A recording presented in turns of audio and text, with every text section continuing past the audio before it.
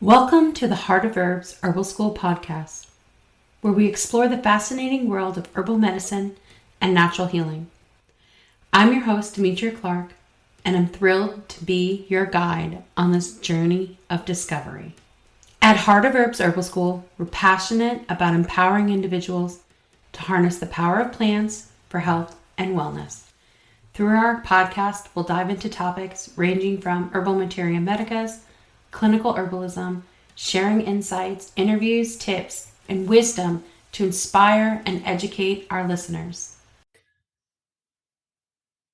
Hi, this is Demetria Clark, the director of Heart of Herbs Herbal School, and today on the Heart of Herbs Herbal School podcast, we're speaking to Victoria Phoenix. Victoria is a graduate of Heart of Herbs, and she's also doing all kinds of really cool connection work out in the herbal and the healing world. And so I want to welcome Victoria to our podcast today. Welcome, Victoria. Thank you, Demetria. I appreciate that. I'm so happy to be here with you. Oh, well, thank you.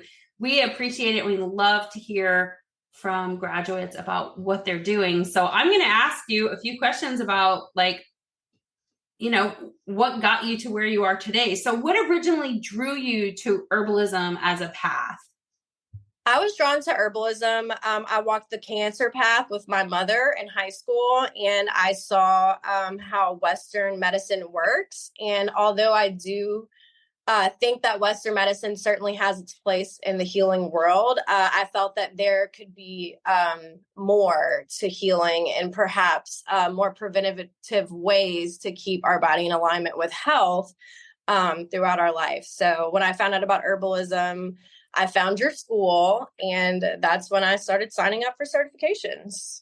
Oh, that's cool. Well, it's not cool how you originally got introduced to herbalism. It's cool that you decided to study with us, and I always really appreciate that. But walking the path with someone who has cancer, I know I've done this a few times myself with people that I love. It's really hard work, and you almost have to learn a new language. So then bringing the herbal world language into it also must have been really challenging. So I really applaud you for taking that on and, navigating those two worlds with your mother.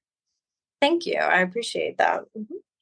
So what is one of the major aspects of herbalism that resonates with you the most, or that you feel like really connects you with your work in a way that you didn't expect? So even though I started off in really folk herbalism, through my education, I became rooted in the scientific aspect of it. And that was surprising to me to really learn how, the chemical constituents of herbs work with the chemistry of the human body, and learning it's really like a puzzle, and just learning how everything connected. And I feel like I'm always a student of that, and we'll always be learning about that. Well, I agree with you. I always feel like if there's something new to learn, I always learn stuff from students as they're going through, or they help me adjust my perspective. So do you find that when you're working with clients that you enjoy the clients that challenge you and make you think about herbalism in a different way, or are you just over that? So honestly, I do what I specialize in with a lot of people, because I live here in the South, in South Louisiana, and most people are on pharmaceuticals. So through my clinical master herbalist certification that I took through Heart of Herbs, I learned the importance of finding like contraindications in drug and herbal interactions. So I find that that's a lot of the work that I do to help people be safe whenever they're taking herbs, which is probably one of the most challenging aspects of it, because there's a lot of research that's involved with that. Oh yeah, definitely. And Southern Louisiana, there's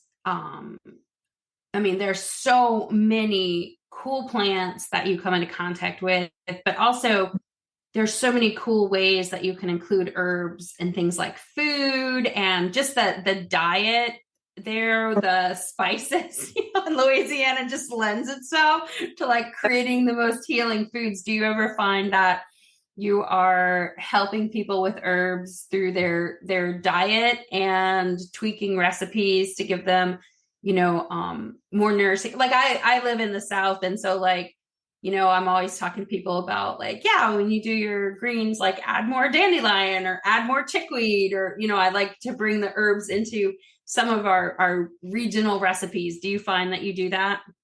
Absolutely. I chickweed and cleavers and things like that, dandelion, things that we find commonly outside, just growing in the wild. I really encourage people to make broths and things like that for their soup. So it's like they have a stock ready that has medicinal benefits in it. I'm almost done with a nutrition degree from Sierra College. And so nutrition is definitely part of my studies. And, going to school for nutrition and having to take, anatomy and physiology really expanded my understanding of how herbs work with the body. So I'm glad I'm doing that, because it helps fill in those spaces that I wasn't really aware of, how everything worked. So yeah. Oh, that's really cool. I didn't know you were adding nutrition to your vast portfolio. We'll talk about that a little bit more. But what is one of the, are you having a lot of fun working with nutritional herbs now that you have like a different perspective from your nutritional program? And are you constantly like thinking about new ways that, I know when I went and did some of my nutrition studies, I was like, oh my gosh, I can totally tweak everything around me now. Like I'm putting stuff in baby food for the kids and like, all kinds of fun stuff. Mm-hmm. Well, it's interesting because going to nutrition school, you have access to the dietitian records for like how they categorize food and things like that. And what I noticed is that I was adding a lot to the library of information, because there is a lot of information missing about natural like plants being nutritious growing in the area. So that was kind of a fun challenge that I gave myself to help add in things to kind of normalize the use. And so if, a nutritionist was on the database and wanted to look up a plant, if the more we add, the more information becomes common knowledge, so yeah, that was perfect. As far as including nutrition and nutritious herbs, I do help people a little bit with their diets when I do consults, but I mainly focus on making medicine through the form of extracts and tinctures, and also skincare. And I'm a mother of 3 children. So I've made my children's medicine since they were born, and for the most part kept them out of the doctor's office because of that. And I enjoy working with mothers who want to know a more natural way to help heal their children. I really enjoy, making extracts and talking to people about how those work. Oh, wow. That's awesome. So tell us about your business and where people can find you and the type of products that you sell, and maybe like just tell us a little bit about some of your more popular products too, if you don't mind. Oh, sure. So I own Sunflower Alchemy. Like I said, I make extracts and skincare and things like that. One of my more popular tinctures that I feel like is really a lot of people can benefit from it is cat's claw bark, which is a vine that is native to Peru. They call it cat's claw bark because it has thorns that look like cat's claws on there. But it's a very powerful antiviral. The Physician's Desk Reference for Herbal Medicines is a really great book because we have scientifically backed studies in that book. And one of the things that book talks about is how HIV patients have had success with cat's claw bark, how it stimulates the lymphatic system to produce macrophages, which are the cells that eat cancer cells in the body. So it goes after things like lymphoma. It's been proven to be beneficial against breast cancer and also tumors in the brain. And it's also a very powerful antiviral as well. So anyone who has like gout or arthritis or any inflammation in the joints and things like that. It helps to lessen the stiffness in the joints and kind of break down those crystals that form in those joints so that we can move more fluidly. And that's one of my favorite tinctures that I work with. And another tincture that I like to make for children, especially, I call it my Calm and Focus blend. It has chamomile and oats and lemon balm in it. And it's a really great alternative for children who struggle with like ADHD or ADD tendencies.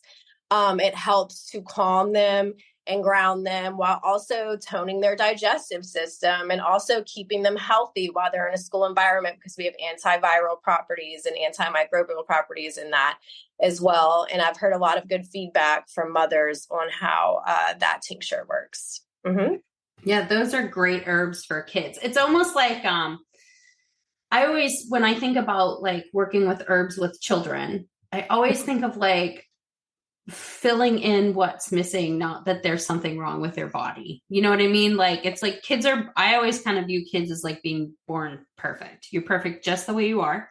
Right. But sometimes environmental factors, lifestyle, some kids have, deficiencies or they're differently abled, and it doesn't mean they're not perfect. It just means there's things that we can do to help them out. And I love that how herbs kind of fill in those gaps so well for little kids. Like, it's like, I almost like, I used to almost like, I would almost say to my kids, hey, you know what? Everyone's coming down with a cold. We're going to do whatever tea or something. And like their bodies would start to respond to the threat of the tea before they even had to drink it. Like it would be like, oh, the tea's coming. Let's start our little immune systems. Like mama's going to give us this stuff. And I had one kid who was okay with taking anything. And the other kid, I'd have to be like, just pound it.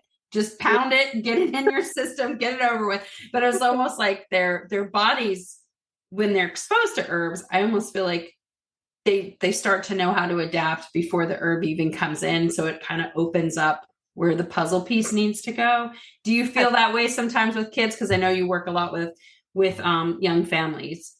I do, for sure. And even, on that note, like sometimes I'll do like a little herb walk or something like that. And, you see the children interact with plants and you can see an exchange right then, how it kind of captivates them. It's also almost like whenever the plant medicine or, gets in their aura, it's like a vibrational shift occurs, which is really cool to watch. Mm-hmm.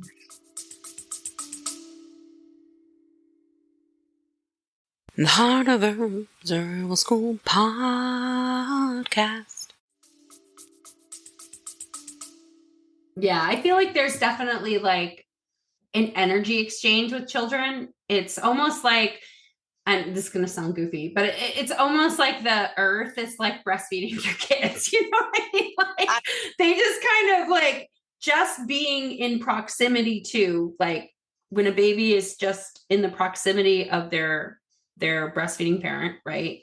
Right. Mm-hmm. And they're exposed to something, the milk is already starting to adapt. And I kind of feel like plants and the earth kind of have that relationship with kids too, kind of that connection that as adults, we just lose unless we work really hard to maintain it or make a focused,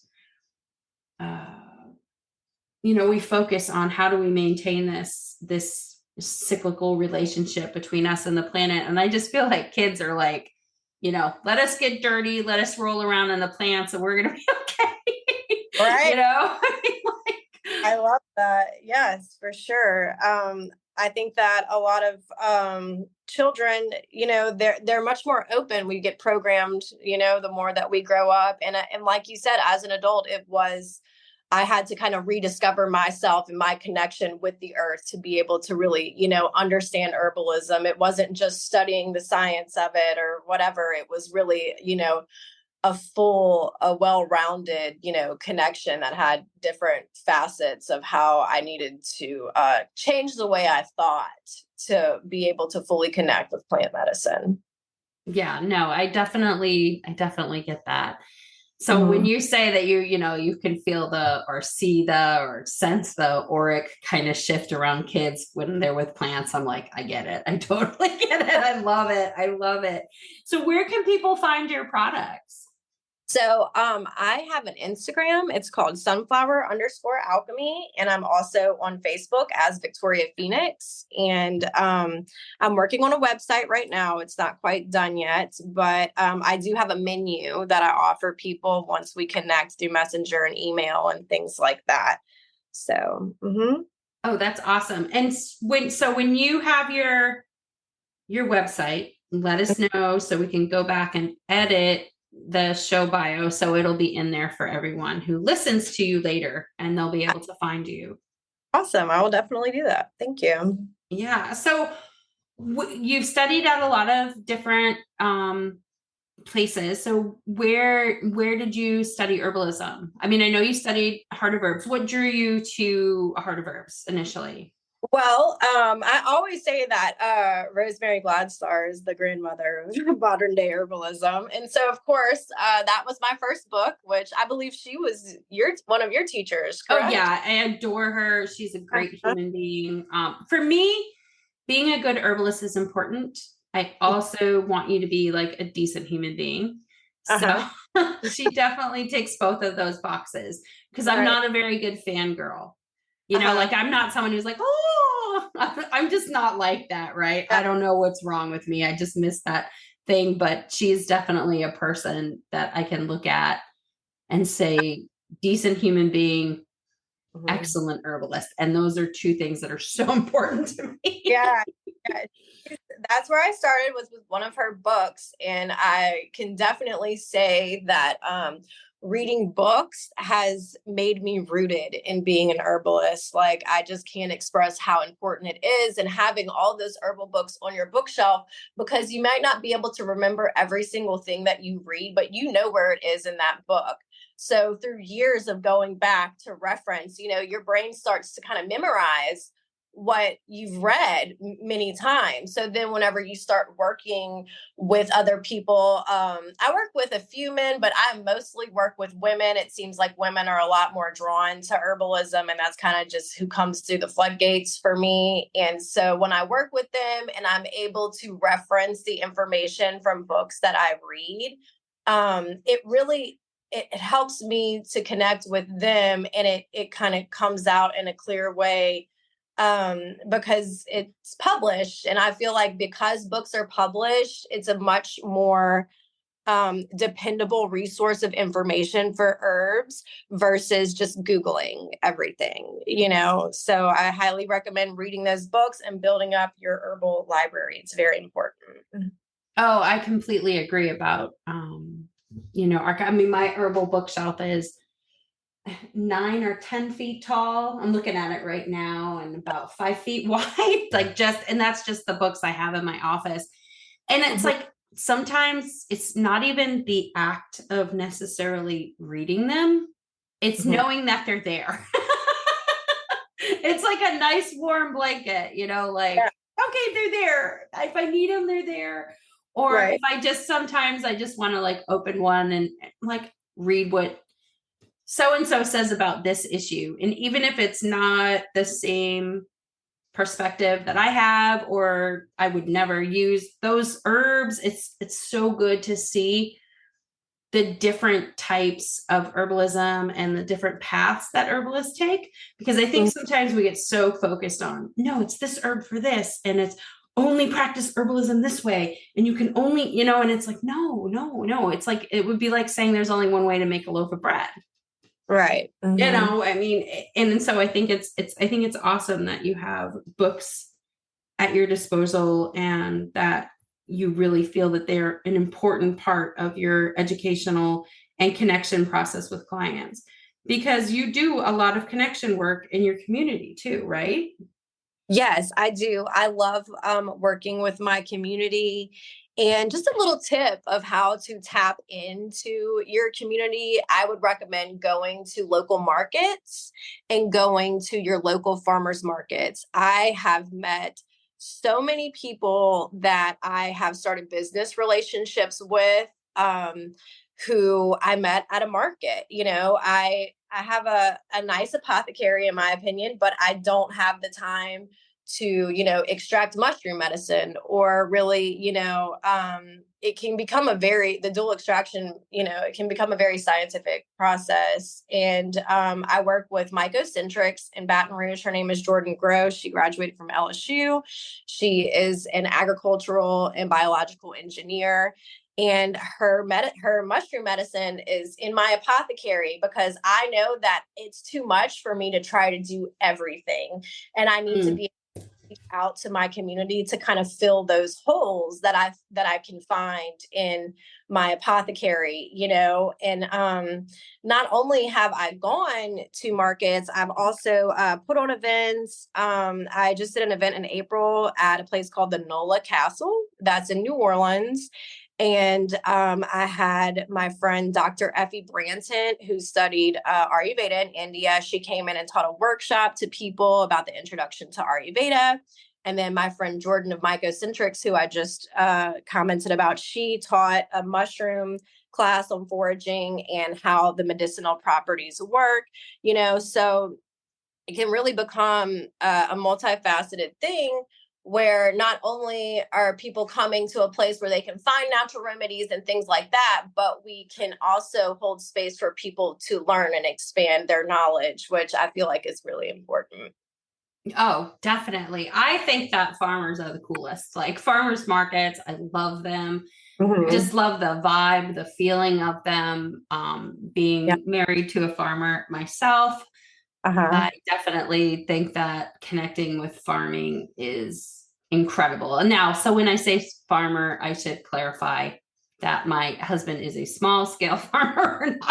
We're not producing like anything really big scale, but the connection with the community is amazing. And I do agree. It's a great place to make those really necessary local threads that hold and bind us all together and make us a community, especially when it comes to healing, because farmers are always looking for value added crops, even small scale. And so as an herbalist, if you're like, hey, I'm really looking for a farmer who wants to do like a 5-year like commitment with me on growing some of these more protected plants.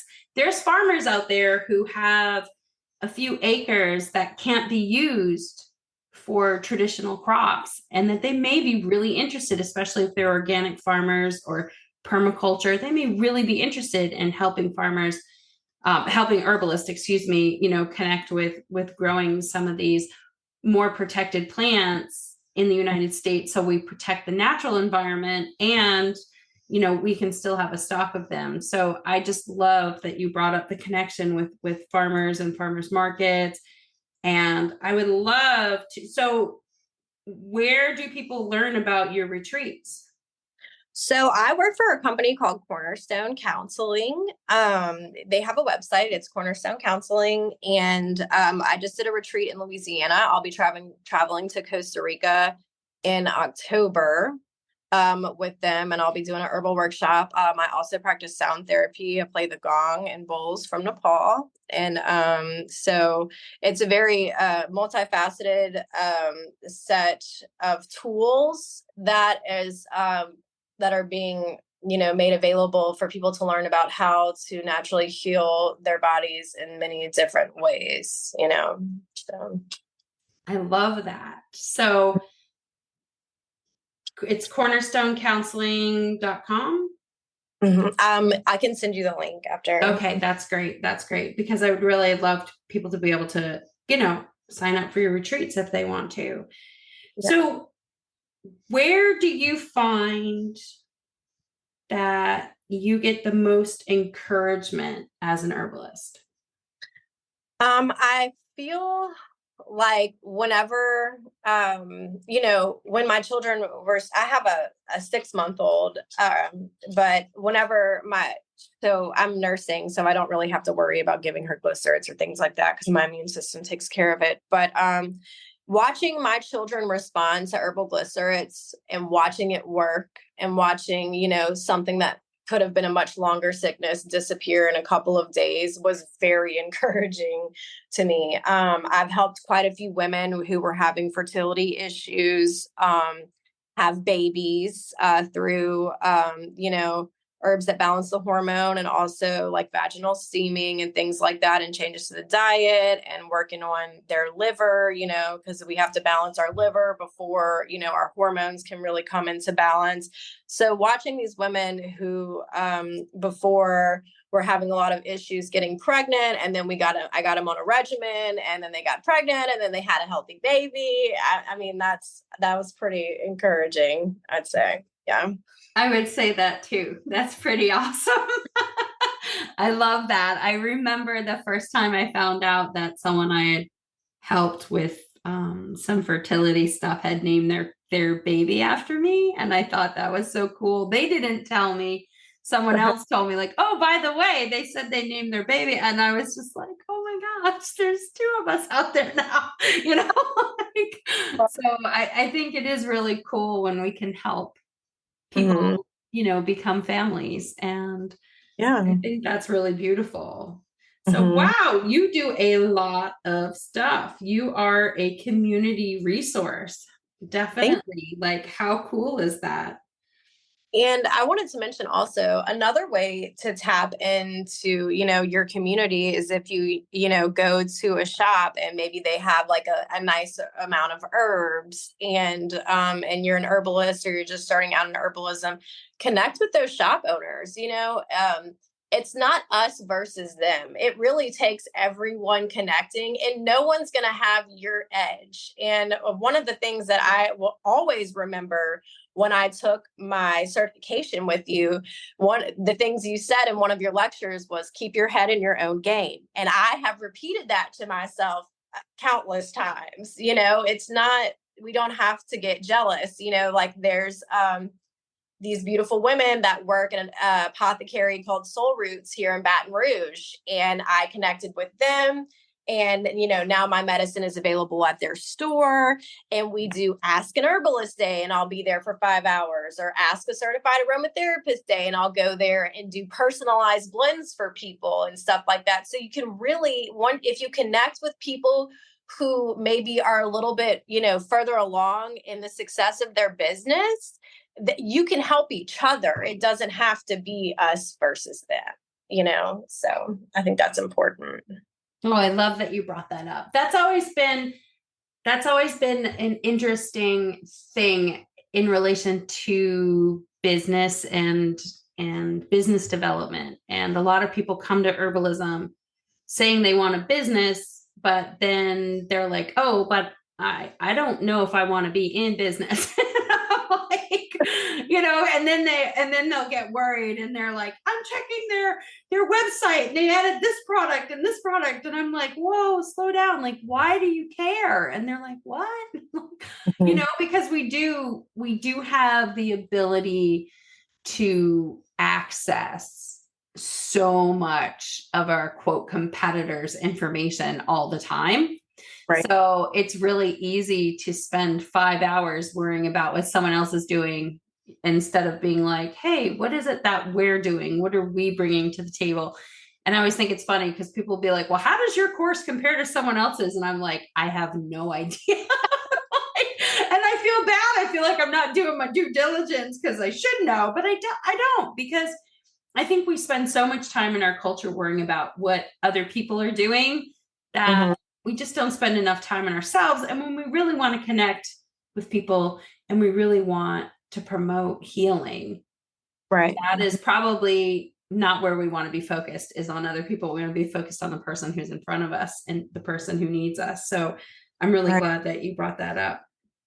Yeah, I think, everyone, there's so many people out there who are looking for alternative forms of healing, and we have just this wealth of knowledge at our fingertips with our phones and things like that now. So being alternative in, your practices of medicine and things like that, and what you take isn't so taboo these days, or so left field. It's becoming, you go to the store to buy a bag of coffee, and there's mushroom coffee there, which is in medicinal, has medicinal mushrooms in it, although we know that extracts are, really more of a potent medicine than, you're not sure the quality of, the dried mushrooms in the coffee or something like that. But that's how much it's out there. Yeah, oh, yeah, you can get you know,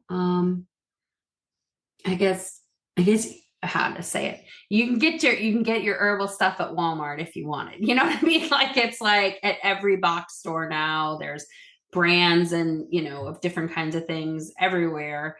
And the reality is I think that's really exciting, but Mhm. there are potential quality issues. I'm glad that you brought that up. Like I always try to source where everything came from. And so I never trust someone who says to me, everything that we have is only here and we grow everything in Idaho. And I'm like, that's not possible. You don't have greenhouses. There's no way that you're growing some South American herb in Idaho or whatever. And I'm just saying Right. Idaho, I'm just throwing it out there. I'm not talking about any specific business.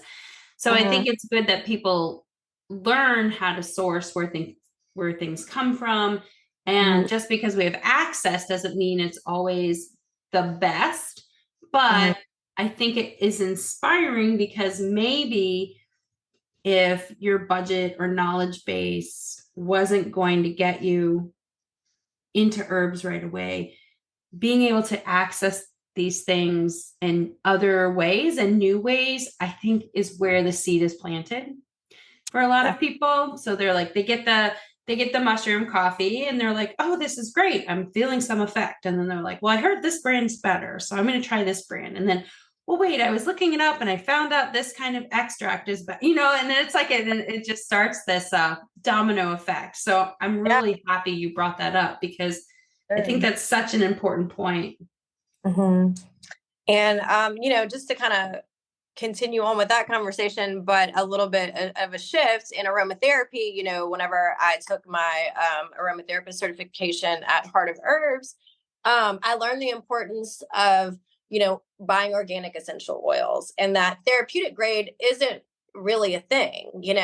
They kind of made that up. And if someone's trying to tell you to ingest these essential oils, they're really trying probably to make a sale versus actually help with healing, because we know it's not safe to ingest essential oils internally. So there is things that you have to watch out for in marketing. Even though it's great, the information is getting out there. It's definitely research is essential. So. Oh yeah, definitely. And I'm going to say this and people may get annoyed, but I've been saying this for over 20 something years. MLMs are not where it's at. It's a way that actually a lot of people, especially in aromatherapy, come Mhm. to us for education because they're selling MLM products and they're finding that they don't have enough information Right. or that they accidentally like burnt somebody or like whatever their thing is. And you know just learning how to source your own ingredients or do the research on how to find a safe and good product that you can afford is so much better than getting yourself involved in some kind of um thing where you're making everyone in your family run away from you when they see you coming because you want to sell them something. And it is really scary, but I'm probably going to get all the MLM people mad at me, so I should shut up. Well, it's funny how you say, I feel like a lot in the beginning of herbalism, I made a lot of medicine for free, and I kind of over offered, like, oh, someone might say they have an ailment, and I would kind of try to butt in and say this about herbs, or, like make them something without them really asking. And I always was met with some sort of like energetic resistance, like it didn't really feel like a natural flow. And whenever I took a step back and I finally finished all of my certifications and my schooling through Heart of Herbs. And I started to get booths at markets and things like that, and allowed the space for people to come to me. I stopped feeling resistance. It felt like such a more, natural flow. So it's like sometimes it can be kind of scary to put yourself out there and rent a booth, but usually they're like 25 or 30 bucks. What do you have to lose? And you'll actually be amazed at how eager people are to learn about natural ways in which they can help their body. Mm-hmm. Oh, definitely. Definitely. I think booths are,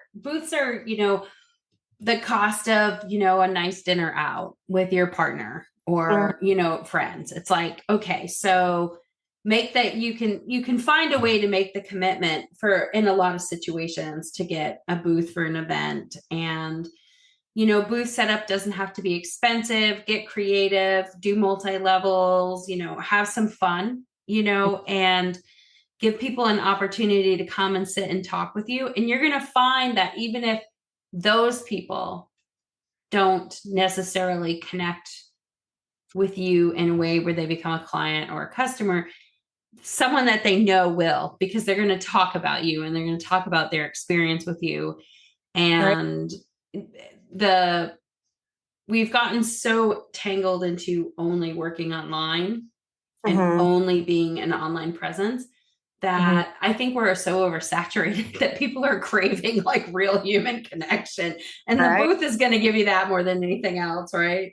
For sure. Yes. And also, having my certifications framed on my booth, people are like, oh, yeah, this is the lady right here. I'm like, what's up? Let's do this, it Oh, that's helps. awesome. Yeah, it helps. And I really think that building community in person is important, and people do, like you said, they're craving that human connection. And I feel like, I mean, we all do, so I feel like that is important to be able to show up in community. And even though it might make you a little nervous before you do it, you'll be really happy that you did afterwards, so.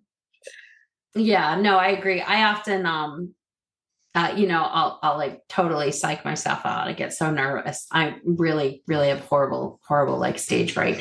And it's just funny. But once I start, I'm okay. Like once the first person comes and asks something and I have an answer for it, or I don't, and I tell them where to go find the answer, then I'm like, oh, it's okay. So it's like you can get over, Right. it's just, like going to, an event the first time. And so do you participate in like your local chamber of commerce or anything like that? Or, Um, to help promote your business, being out in the world, or do you find that other things work better for you? I'm not really a political individual. I don't really try to get involved in groups so much. I do work with some people who are business owners, but I kind of like to keep it on that level. I feel like I know my limits right now as a mother of three. I don't want to put too much on my plate. Maybe one day I could Mhm. expand to that, and I'm open to doing that. But for right now, I'm pretty content with the amount of workload that I have. So, Oh, fair enough, right? I mean, we all have our limits. And the thing is that if we're telling people to take care of themselves, right? And then we don't ever stop working, right. that's not a good place to be. Sometimes you just need to roll down the hill, and have a Right. good time, or go swimming in the middle of the day, or drive your car a little bit too fast on a mountain road, whatever your jam is. Yeah. Sometimes you just need to do it. But Yeah. yeah, well, you probably definitely aren't just like jumping in the water in the middle of the day because you guys have gators. So I heard you running a zigzag. It throws them off a little bit. That's what they told me when I was a kid, anyway. So, when we lived in Florida, we lived on an island, and so that's the running joke in the family was you didn't have to outrun the gator, you just had to outrun mom. So the kids thought that one was pretty funny, but but I read to just run as fast as you can in a straight line. oh, did you? Okay, well, Yeah, maybe. so that's what I heard because they have like a burst of like Oh, 30-mile-an-hour action. And I oh, know I'm gonna run faster in a straight line than in a zigzag. yes. I'll probably trip in my Dansko clogs or something. But yeah, Okay, no let's gators. take on that because that was some '90s wisdom right there. So we're gonna update that too. Yeah, Yeah. but I would definitely maybe use the Google because I could be wrong. But no, I mean, where you live is just so beautiful. I love that part of the country. I just, I love, it's funny because I think I love every place that I see, but there's very few places that I'd want to stay for a long term. And that's one of the places in the country where if my family was nearby, I would definitely put on my list. I know my husband loves that part of the country. And so you definitely are surrounded by some of the best beauty in the nation. So I will say I'm a little jelly. The food, you can't beat it anywhere. I lived in California for 8 years, and I actually lived there when I took your programs. And I lived in Arizona, and you just really, you can't beat the food here. It's delicious. No, you can't. You really can't. And the music. So I mean, I love Zydeco and bluegrass and Cajun music. So I definitely Americana. I love the music down there too. So that's always fun. But yeah. wow, you just do so much in your community and so much connection work and offering the retreats and having a business. What do you do to relax? I like to write. I do write to relax. I like to read like fiction to relax, because I feel like I find myself so often reading like scientific information that it's like nice to unplug and bring myself kind of to a different space. I hear you. I do that. I'm so bad. I'm like the cozy mystery queen. I used to read like more intense mysteries, and then I got to a certain age and I was like, just tell me that the cat did it. So I hear you about that. But yeah, and speaking of writing, whenever I was a student at your school, we are part of finishing the certifications there is writing student articles. And I remember I wrote one called Mothering with Herbs, and Demetria published that on the website. And that was the first time that, anything I wrote had, been on a public platform. And I was just so excited. And that built confidence, that encouraged me. And then, I started following this really wonderful organization called Herbalists Without Borders. And I love them. Yes, they've recently started, I believe it's a quarterly magazine. And so I saw their request for submissions. And so I went through what the different, it was a different article. This one was about,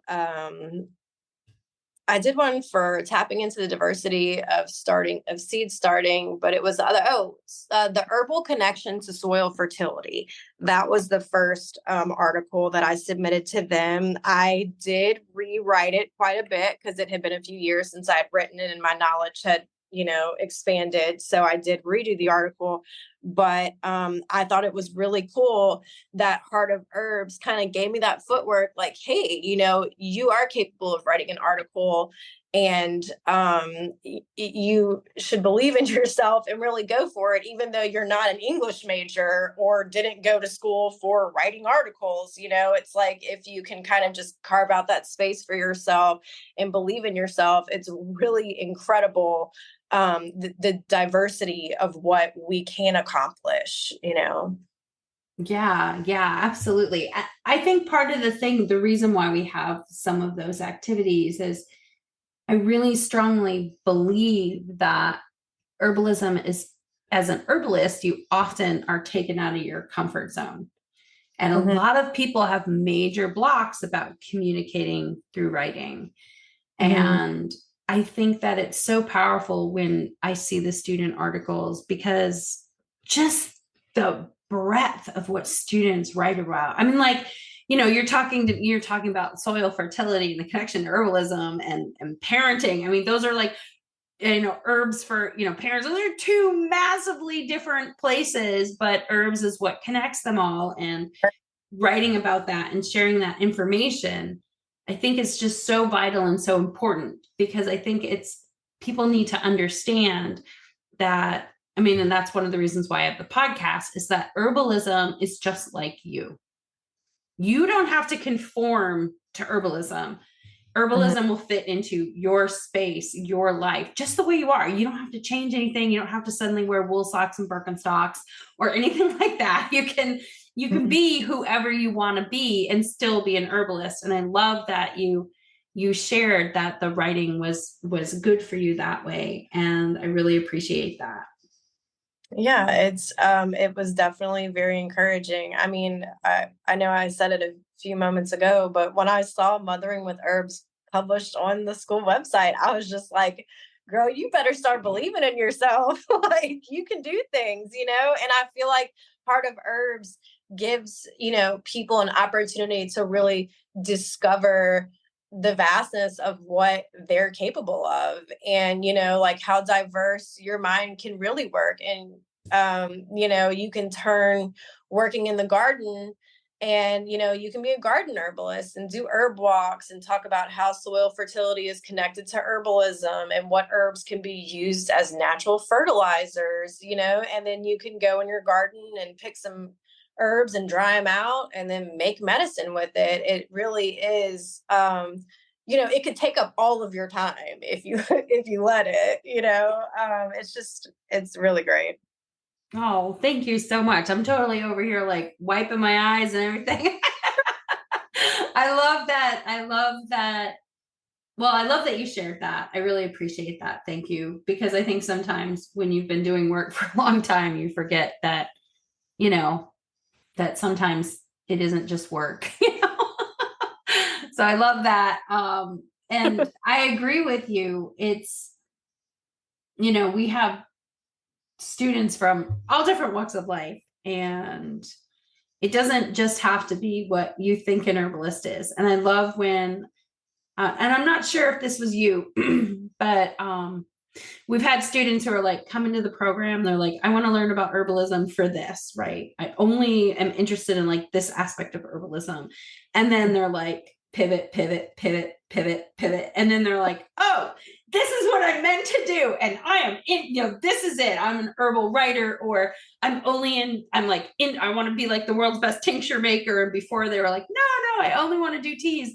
And I think that's the great thing, because as you're on your journey, it's totally cool to like pivot and change. And so what are some ways that you've pivoted from your original thoughts of what or how you wanted to be as an herbalist? Like, how did things change for you as you went along your road?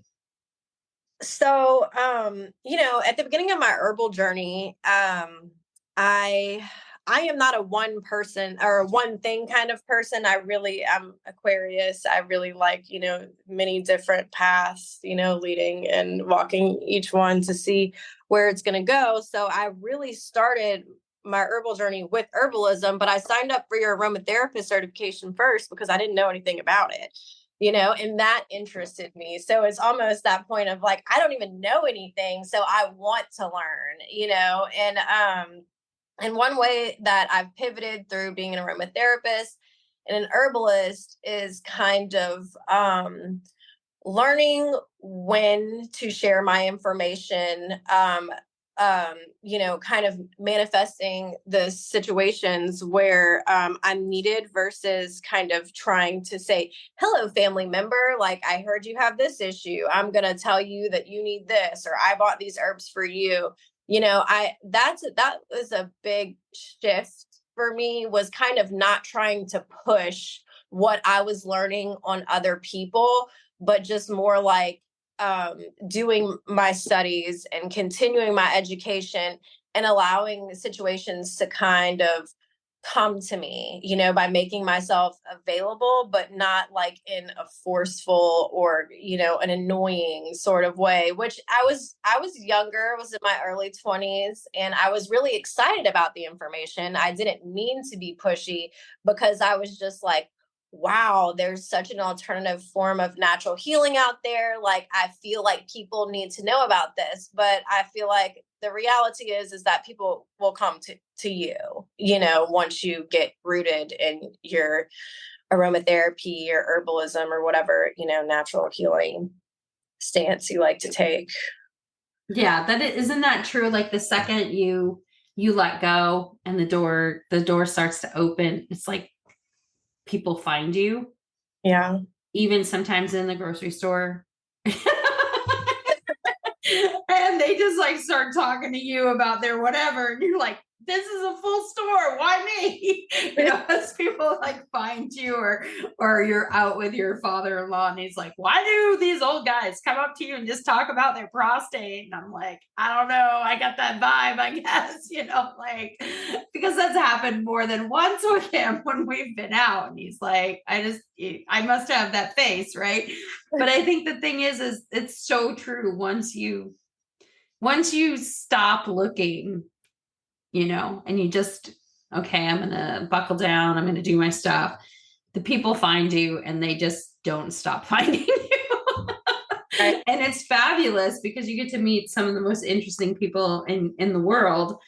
But it's a big one to, because you do want to share everything that you learn with the people that you love, because you want them to feel it too. And then sometimes the people that you love are the slowest to come around. Right. Ask, so I think it's cool that you bring that up because, I know there's got to be other students out there who feel like my family are not excited for me. And, and it's like, that's just family. It's just family, don't worry about it. They'll get there, Right. I think one important thing that I would like to share as well is that, when I was a student at Heart of Herbs Herbal School, Demetria offers extensions on finishing your certification. And I asked for extensions for both of my certifications because I have a family and we run a separate business outside of herbalism, and so sometimes I feel like I might hit a wall and I need to put my books down for a month or something like that because I'm a little burnt out. But I encourage everyone to just keep going because I think that's why you offer extensions, because you understand that life happens and it's really just continuously putting one foot in front of the other, because there were certainly times where I thought, maybe I'm not cut out for this. Maybe I can't accomplish this, and I just pushed myself just a little bit once I gave myself time to rest. And, I did it. And I feel like that's a common thing. So I would just suggest to all the students, just keep going and take breaks, Yeah, I agree. I mean, you can only get saturated with so much information, even if you adore what you're learning about, or you're like, I've been waiting my whole life to learn about this. You can, just overwhelm yourself really easily. I think, and this is probably true in your case too, I think students who are, want to do really, really well will sometimes talk themselves out of like it, like, well, I'm not going to turn this in if it's not perfect. And I'm not sure if you ever felt like that and I'm always like, look, turn it in, even if it's not perfect, we can figure out where what's missing. But I hate when students psych themselves out, because at Heart of Herbs, we don't live in this system of pass fail like traditional education.